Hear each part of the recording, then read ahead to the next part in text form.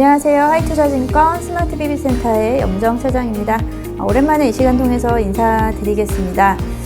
오늘은 미국의 금리 인하 기대감이 다시 부각되면서 관련해서 금리 인하 기대에 대한 수혜를 볼 수 있는 성장 섹터, 그 중에서도 인터넷 업종 쪽에 대해서 이야기를 좀 해보려고 합니다.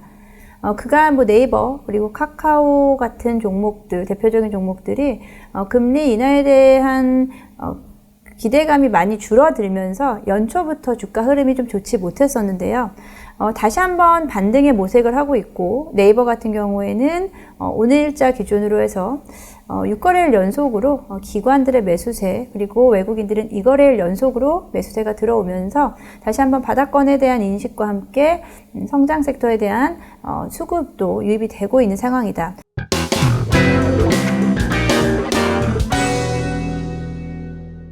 네이버의 1분기 실적에 대해서 한번 보겠는데요. 사실 비수기인 1분기에 예상치보다 좀 실적이 좋게 나왔고, 특히나 영업이익단에서는 사실 분기당 최대의 실적이 나왔기 때문에 올해 연간 가이던스 자체를 좀 높여 잡게 됐고요. 그러다 보니 증권가에서는 네이버의 목표가 29만 원에서 30만 원까지 내다보는 증권사들이 좀 늘어나고 있는 상황입니다.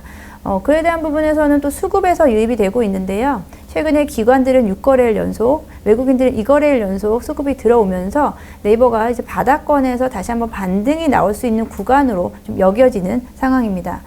네이버 실적 좀 구체적인 내용을 좀 봐야겠는데요.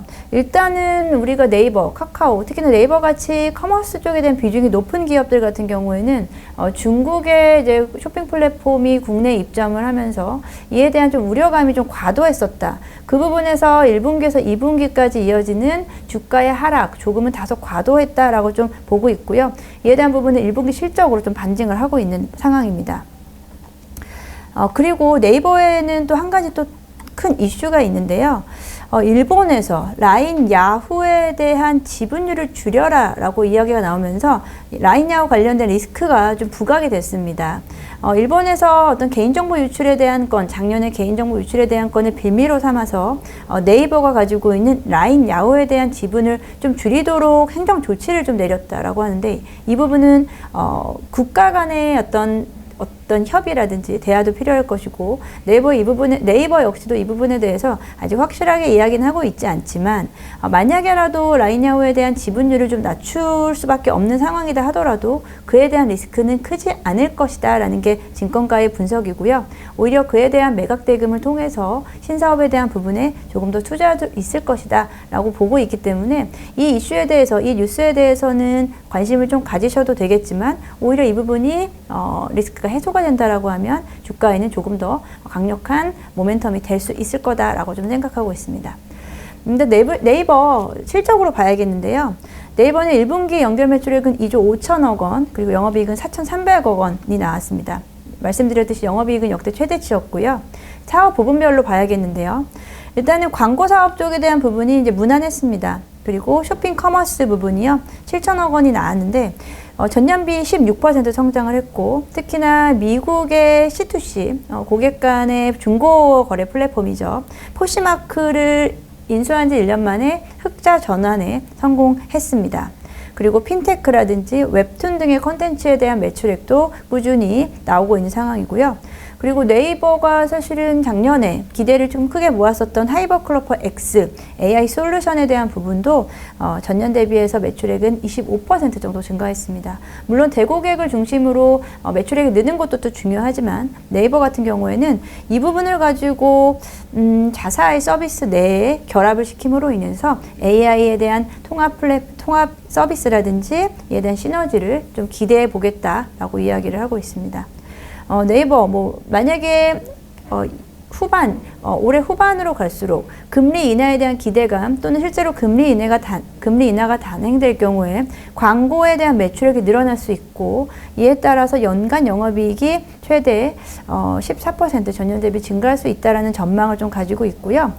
네이버에서 이번에 이제 실적 발표하면서 중국의 커머스 플랫폼에 대한 확장이 오히려 경쟁이 아닌 동반자 역할을 할 수 있다라고 이야기를 하면서, 이에 대한 부분 크게 우려하지 않아도 되는 상황으로 좀 보고 있습니다. 그러다 보니까 광고 업황 업황의 회복, 그리고 이 AI를 통해서 광고 서비스의 고도화를 통한 실적에 대한 모멘텀은 후반기로 갈수록 연간 하반기로 갈수록 더 커질 수 있다라고 좀 기대를 해보고요.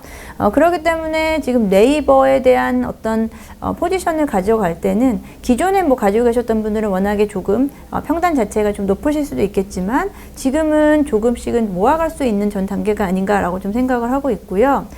그래서 네이버는 기관의 수급, 지금 좀 중요한 연속적인 수급이 좀 중요한 포인트가 될 것 같다라고 생각하고 있습니다. 최근에 뭐 주식시장에서 트렌드라고 할 수 있다라고 보는 부분이 또 중대형주에 대한 기관들의 수급의 유입을 통해서 단기간에 주가가 빠르게 부양되는 효과를 좀 나타냈었죠. 단적으로 봤을 때는 뭐 최근에는 뭐 아모레퍼시픽, LG생활건강 같은 종목들이 업황에 대한 부진에서 좀 탈피하고 실적으로 개선되는 효과를 보임으로 인해서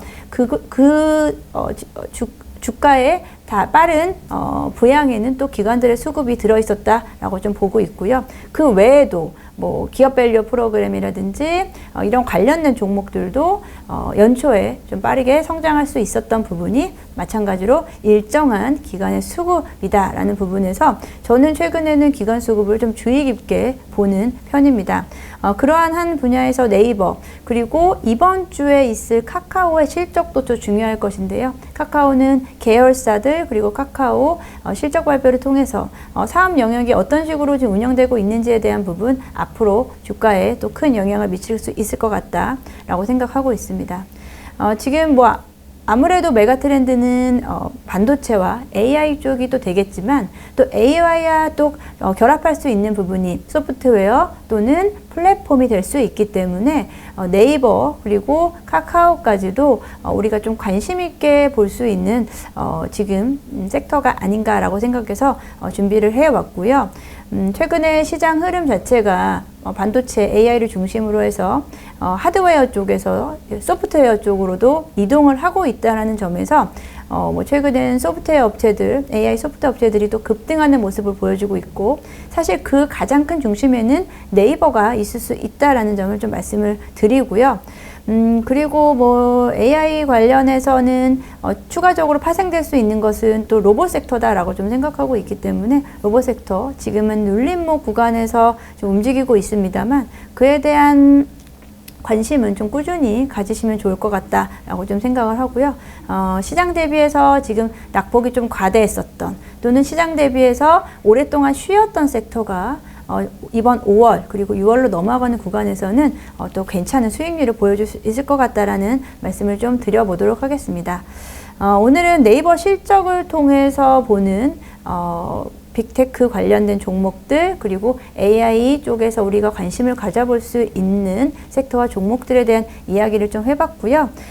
그 외에도 앞으로도 올해 내 지속적으로 메가 트렌드가 될 수 있는 AI와 결합된 이런 섹터에 대한 우리가 준비는 꾸준히 해야 되겠다라고 좀 보고 있고, 오늘은 대형주 단에서의 네이버 실적 그리고 앞으로의 수급의 흐름에 따른 주가의 흐름을 좀 이야기해 봤습니다.